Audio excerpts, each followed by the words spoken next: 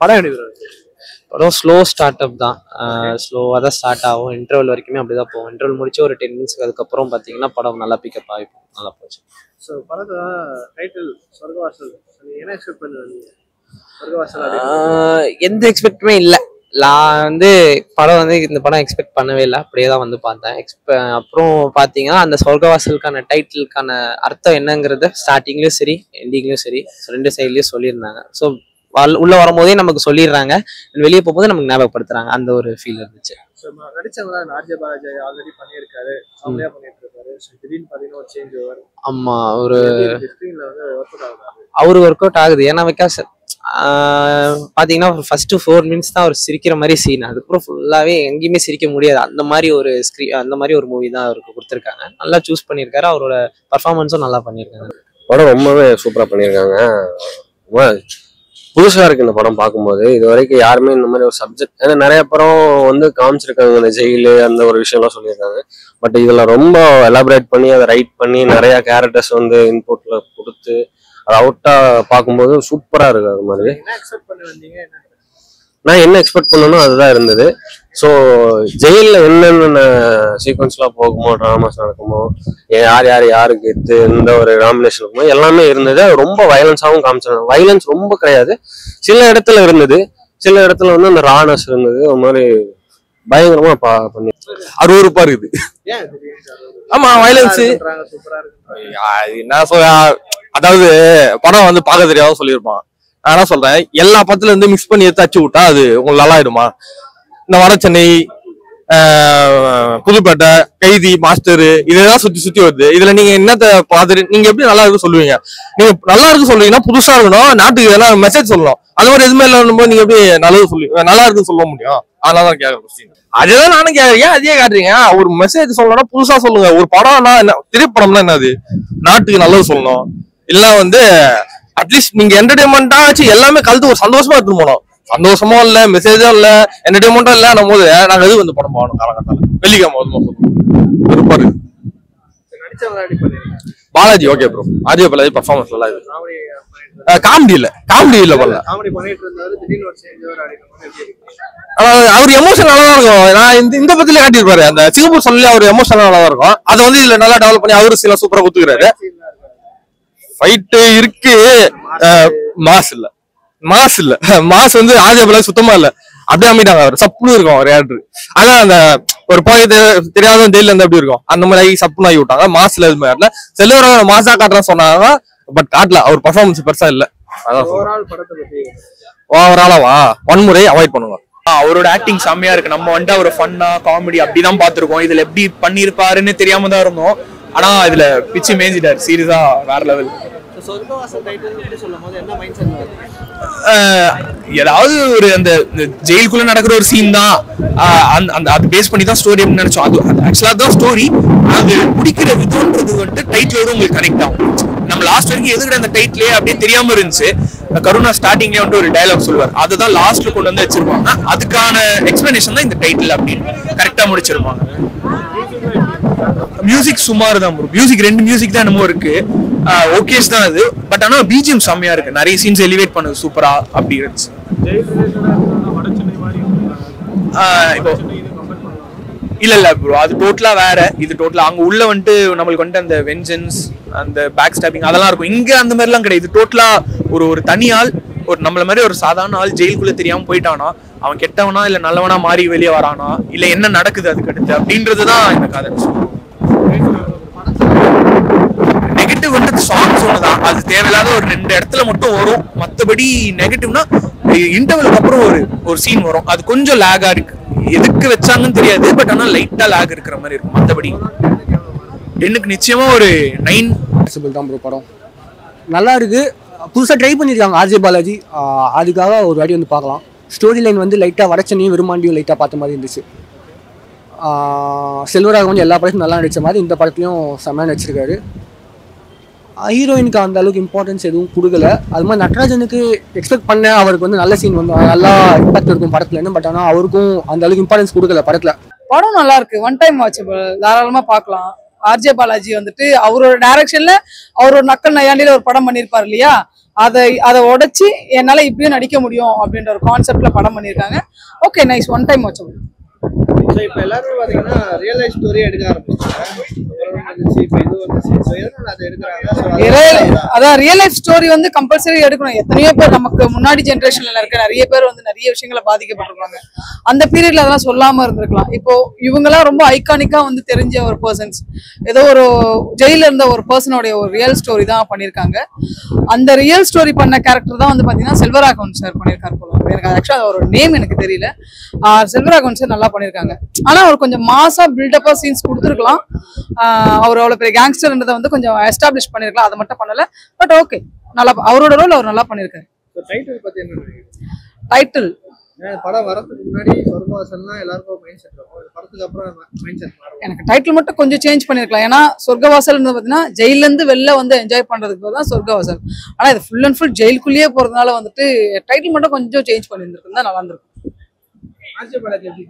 அதான் ஆர்ஜே பாலாஜி வந்து எப்பவுமே நக்கல் நையாண்டி அவரோட டைரக்ஷன்லயோ இல்ல அடுத்த படங்கள்லயோ பார்க்கும்போது யூஸ்வலா நக்கல் நையாண்டி இருக்கும். இந்த படத்துல ரொம்ப அப்படியே ஆப்போசிட்டா சைலண்டா சட்டில்டா பண்ணிருக்காரு. ரொம்ப நல்லா பண்ணியிருந்தாங்க. என்ன மாத்திக்கலாம்னு நினைப்பீங்க?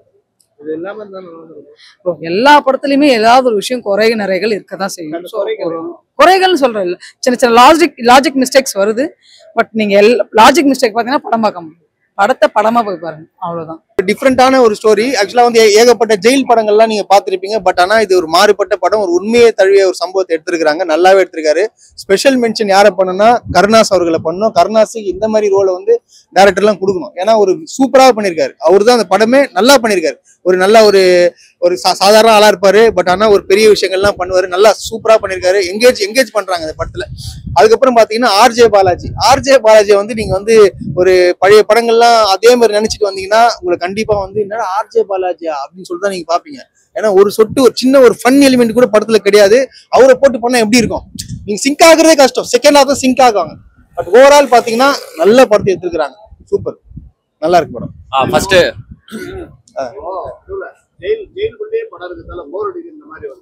இல்ல அந்த மாதிரி இல்லைங்க. அந்த மாதிரி எல்லாம் ரொம்பலாம் லைட்டா தான் உங்களுக்கு போர் அடிக்கிற மாதிரி இருக்கும். பட் ஆனா செகண்ட் ஹாஃப் எல்லாம் பக்காவா கொண்டு போயிருக்காங்க.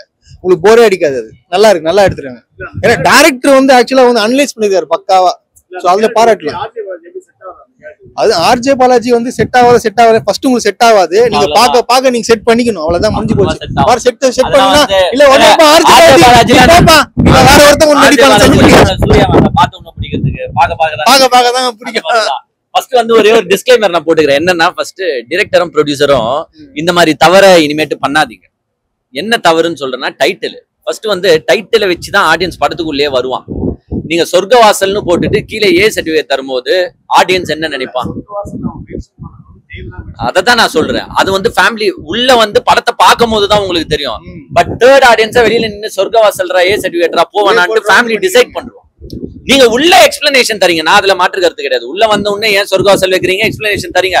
பட் ஃபேமிலி ஆடியன்ஸ் ஃபர்ஸ்ட் உள்ள வரணும்ல அதை பாக்குறதுக்கு.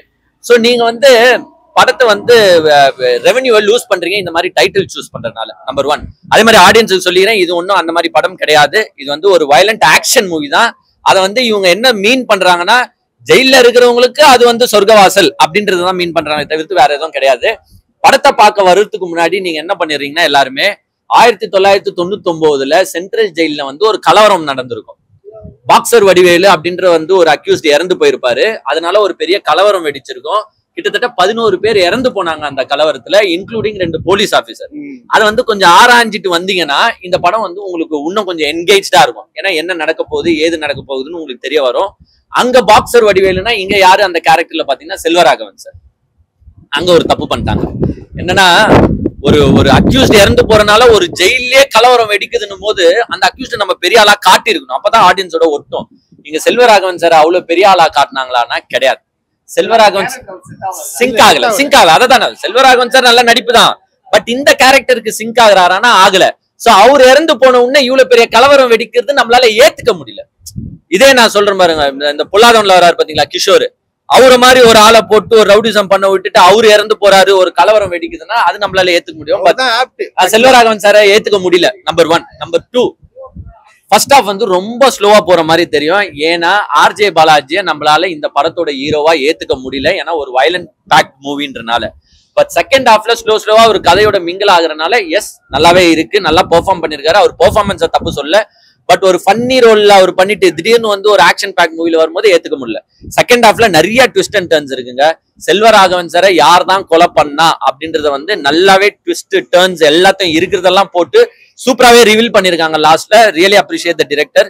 இதுல என்னன்னா அந்த கலவரத்துல ஒரு 3 எம்எல்ஏ மாட்டிப்பாங்க, எதிர்கட்சி எம்எல்ஏ மாட்டிப்பாங்க. அவங்கள வச்சு என்னென்ன பொலிட்டிக்கல் ஆக்டிவிட்டிஸ் அங்க நடக்குது அப்படின்றதையும் சூப்பரா போர்ட்ரே பண்ணுங்க. நல்லா இருக்கு படம்.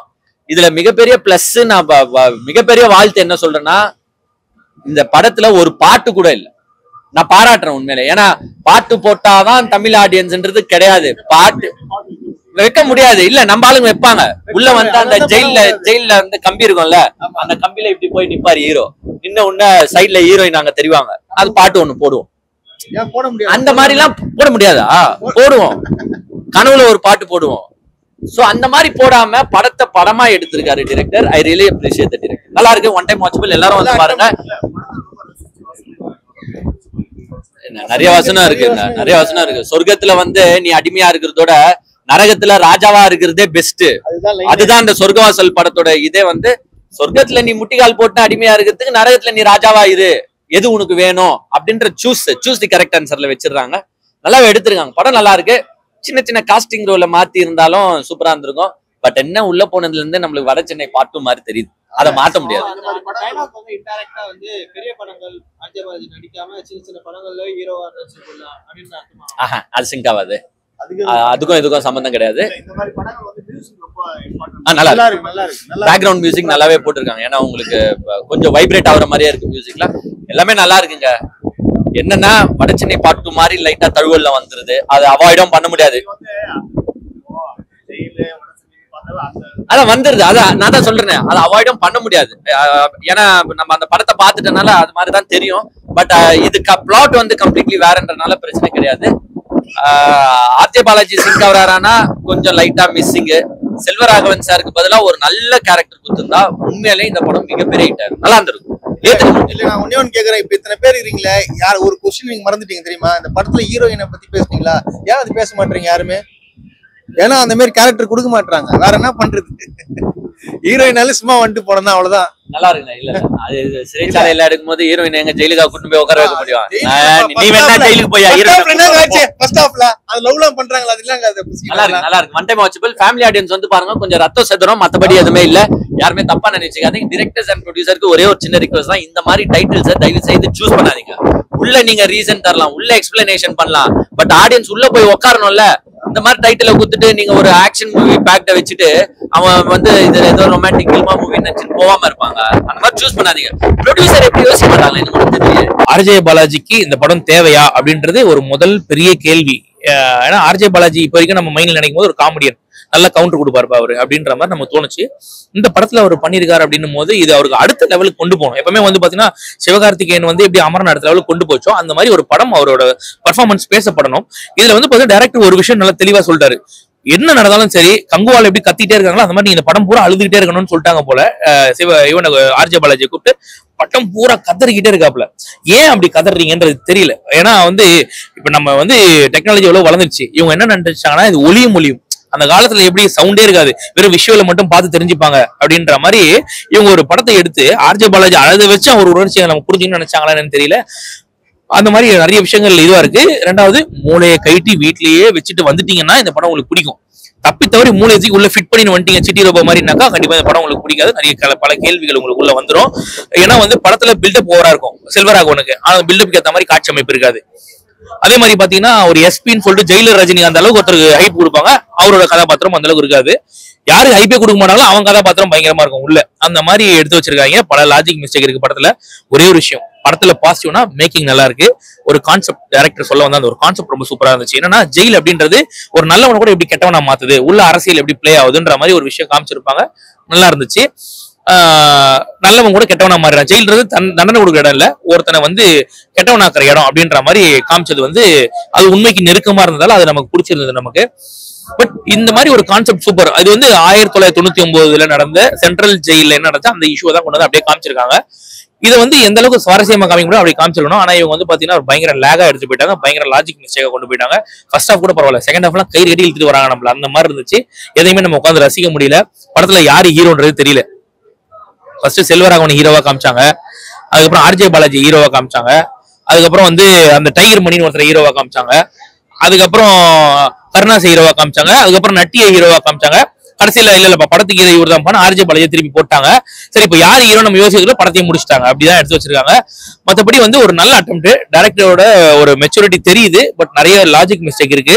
இதெல்லாம் ஏன் சொல்றோம்னாக்கா அவரோட அடுத்த படங்கள்ல இதெல்லாம் திருத்திக்கணுன்றதுக்காக சொல்றோம், வேற ஒன்றும் கிடையாது. பல கேள்விகள் வருது படத்துல. அந்த வந்து லாஸ்ட்ல ஒரு கிளைமேக்ஸ்ல ட்விஸ்ட் ஒன்று வைக்கணும்ன்றதுக்கு ஆர்டிபிஷியல் ட்விஸ்ட் மாதிரி தெரியுது பார்க்கும்போது. இதெல்லாம் ஒரு நோட் பண்ணிட்டு கரெக்டா பண்ணாருன்னா மேபி இது நல்ல படமா வந்திருக்கும். அடுத்தடுத்த படங்கள் நல்லா இருக்கணும்னு நினைக்கிறேன். அந்த அளவுக்கு ஒரு மெச்சூரிட்டி இருக்கு அவரோட டைரக்ஷன்ல. படத்துல ஹீரோயினோட இருக்காங்க, அவங்களோட போர்ஷன் ரொம்ப அருமையா இருந்துச்சு. ரொம்ப ஒரு சின்ன ஒரு போர்ஷன் தான், அதை பார்க்கும்போது அந்த மரியானோட சாயல் நமக்கு வரும். அப்படியே சூப்பர்ப்பா, பரவாயில்ல, நல்லா இருக்கு, ஃபேமிலி போர்ஷன் நல்லா ஒரு டச்சிங்கா இருக்கு அப்படின்னாக்கா வெறும் ஒரு காலவர் மட்டும் தான் இருக்கும். காலவர் போர்ஷன் நமக்கு ரொம்ப பிடிச்ச அளவுக்கு கூட மிச்ச 2.5 மணி நேரம் போர்ஷன் நமக்கு பிடிக்காது. அதான் படத்தோட பிரச்சனை, ஓவர் டோஸா போட்டாங்க. இல்ல நான் என்ன சொல்றேன்னா ஹீரோயினுக்கு கேரக்டர் தரமாட்டாங்க. இந்த படத்துல ஹீரோயினுக்கு இதுக்கு மேல கேரக்டர் கொடுத்தாலும் நமக்கு ஓவர் டோஸ் ஆயிட்டு இருக்கும். கரெக்டா இருக்கு. டீசர்ல பெரிய எக்ஸ்பெக்டேஷன் இருந்துச்சு, ஏன்னா ரொம்ப நாள் வெயிட்டுக்கு அப்புறமா வருது அப்படின்னு சொல்லிட்டு.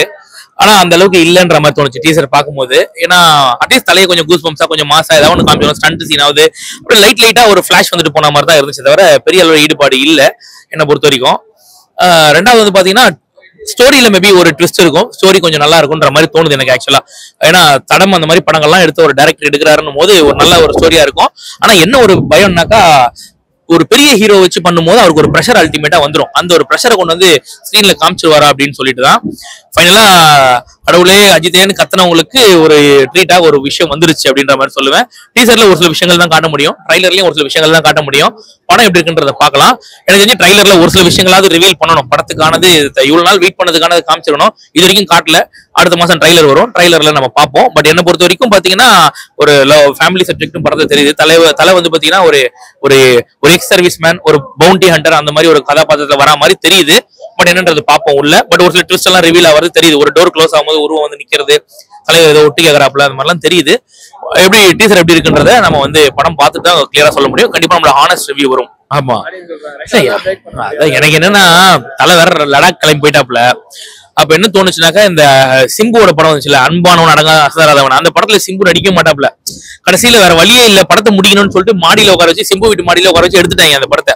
அந்த மாதிரி தலை கிளம்பி லடாக் போன உடனே வண்டியை தூக்கிட்டு பின்னாடியே கிளம்பி போய் அப்படியே ஃபுட்டேஜ் எடுத்து படத்தை ஒட்ட வச்சு முடிச்சிட்டாங்களா. ஸ்டண்ட் எல்லாம் கூட பாத்தீங்கன்னா அப்படியே இருக்கும், வடநாட்டு ஸ்டண்ட் மாதிரி தான் இருக்கு எல்லாமே. அப்படியே முடிச்சிட்டாங்களான்ற மாதிரி தோணுச்சு. ஏன்னா மக்கள் வந்து ரொம்ப வெயிட் பண்ணிட்டு இருக்காங்க. கடவுளே அஜித் அங்கங்க போற இடத்துல எல்லாம் கத்திட்டு இருக்காங்கன்னும் போது ஓகே ஏதாவது ஒண்ணு பண்ணி விட்டே ஆகணும்ன்றதுக்காக விட்டா மாதிரி இருந்தது தவிர பெருசா ஒரு டீசர் தலையோட டீசர் பார்த்த மாதிரிலாம் இல்ல. ஏன்னா இப்ப வர படங்கள்ல ட்ரைலர் இப்ப பாத்தீங்கன்னா இப்ப நம்ம ஒரு படம் பார்த்துட்டு வரோம், ஓனாத படம் தான் அதுவே, அந்த படத்துக்கே ட்ரைலர் சூப்பரா காமிச்சிருந்தாங்க. அது மாதிரி டீசர் கொஞ்சம் நல்லா கொஞ்சம் கூஸ் பம்ப்ஸா காமிச்சிருக்கணும். அதை காட்டல இவ்வளவு நாள் வெயிட்டிங் ஏத்த மாதிரி. பட் படத்துல நல்லா இருக்கும், நம்புறோம், பார்க்கலாம்.